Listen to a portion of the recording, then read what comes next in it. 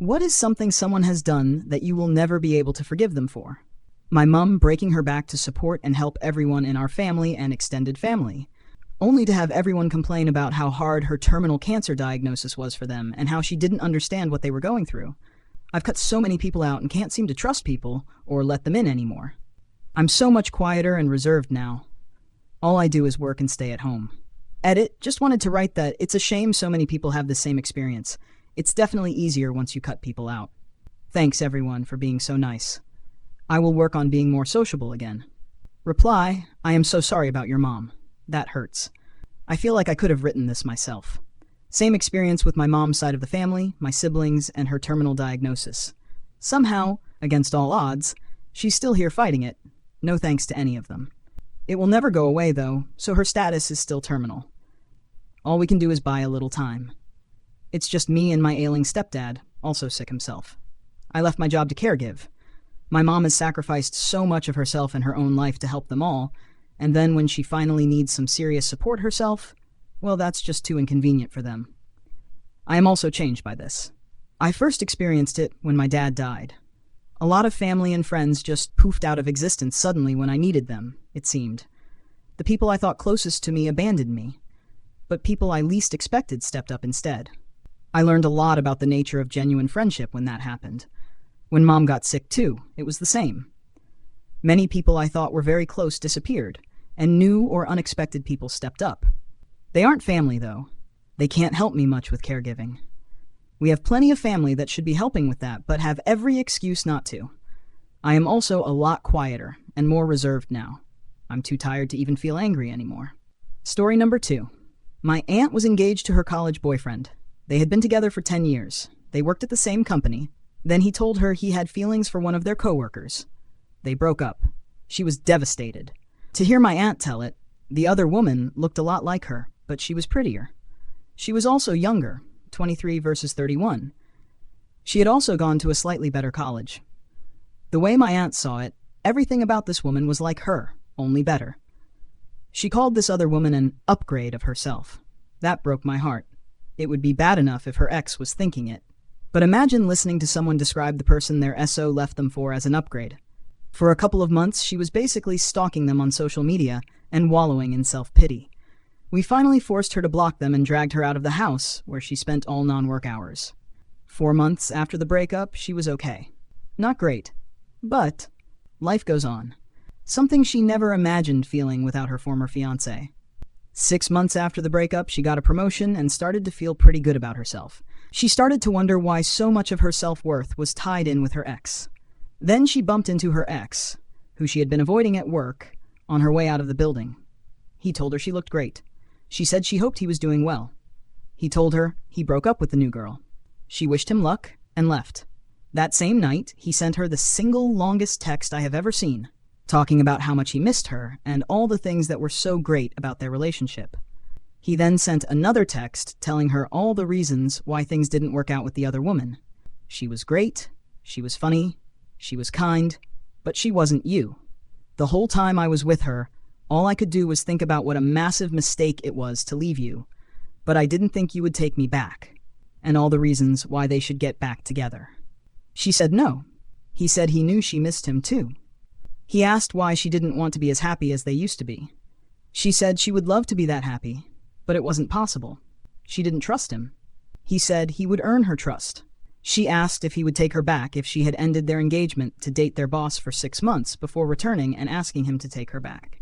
He had been replying pretty quickly to the texts up to that point, but it took him 40 minutes to say yes. She asked if he was being honest. He didn't reply.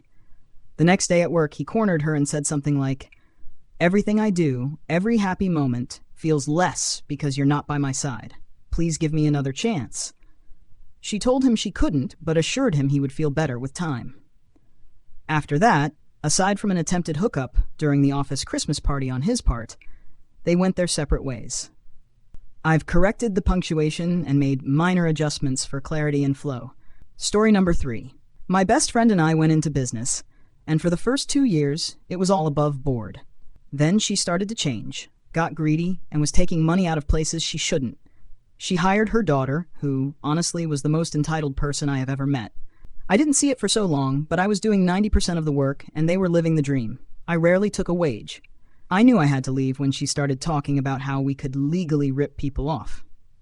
I left the company, legally, and left her everything I had worked for over 2 years. She got worse after I left. She ripped heaps of people off, was taken to court, and forced into liquidation. She tried to tell people it was because I ran off with the money, yet I left without a cent. She has since been in the news and exposed for what she is. I left that business, friendship feeling like I was leaving an abusive relationship. She had stolen my self-confidence little by little over time that I barely even knew who I was anymore. If you had met me before, you would have called me strong and assertive. Afterwards, I second-guessed myself all the time. It has been 2 years now. I am in a much better place, and so glad I got out, as I have no doubt she was just keeping me along to make me take the fall. Her arrogance is something else. Thank goodness for excellent bookkeeping on my part. Story number 4. My dad was a drinker. He wasn't the sit-at-home-and-drink type unless they had friends over, but he was known to leave work and head straight to the bar multiple times a week. He'd drive home drunk and stumble in the door. He was also a very mean drunk and an overall shitty person. One night, after going to the bar, he pulled into our garage and instead of pressing the brake to stop, he pushed the gas. My mom was on the other side of the garage wall watching TV. He went straight through our family room and killed my mom. I was upstairs in my bedroom. He was never charged with any sort of crime or even given a breathalyzer. I was in my very early 20s, and this was in the late 90s. He seemed to feel remorseful for a few years because he quit drinking. Eventually, he went back to his old ways with the drinking and being a shitty person. He chased away all his friends. He didn't seem to care about being involved in a positive way in my kids' lives, just an overall selfish and narcissistic person who blames everyone else for his own behavior. To this day, he refuses to be accountable for what he did. He blames some mystery health condition for the accident instead of the fact that he drank at a bar for 5 hours straight, could barely walk, and then drove through our home. I never cut him off, which is something I regret very much.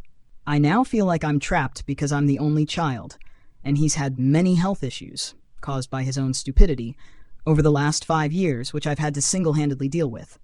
I ended up putting him in a nursing home. I find myself getting more and more mad about who he is and what his behavior has cost me. I really don't want to talk to him or see him anymore and find myself wishing he'd just die, but somehow he pulls through every single medical thing that comes his way.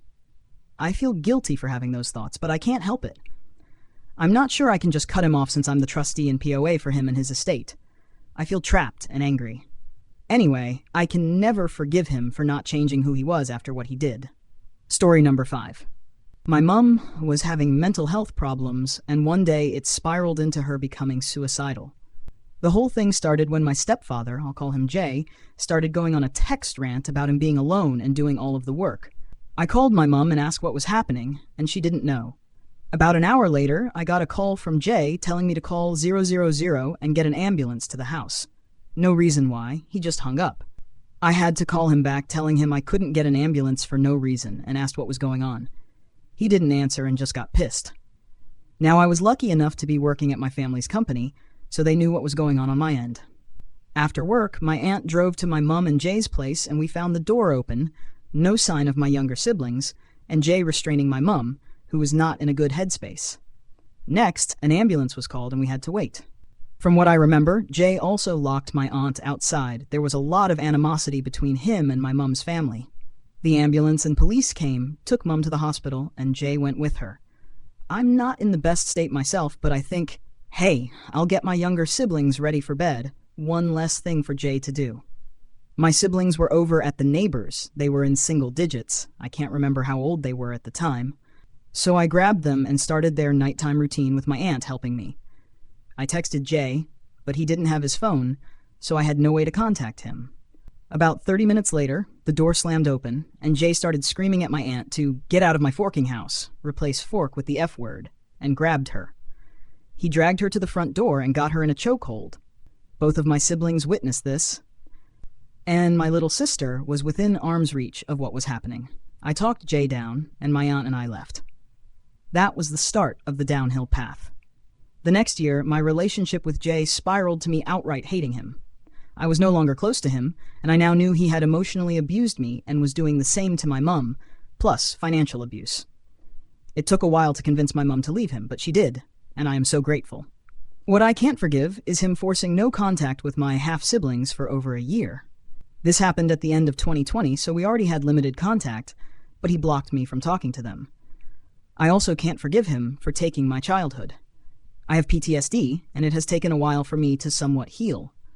At the start of this year, he also threw my little brother on the grass because a skateboard stopped working and left my little brother and sister to walk across 2 streets alone.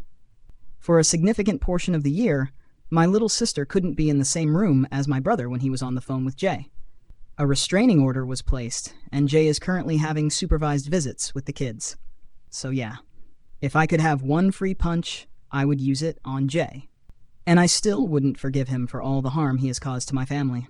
Well, thank you so much for tuning in. If you enjoyed today's story, don't forget to hit the like button and subscribe for more incredible Reddit tales. Share your thoughts or your own experiences in the comments below. I love hearing from you all. Until next time, stay curious and keep exploring those amazing stories.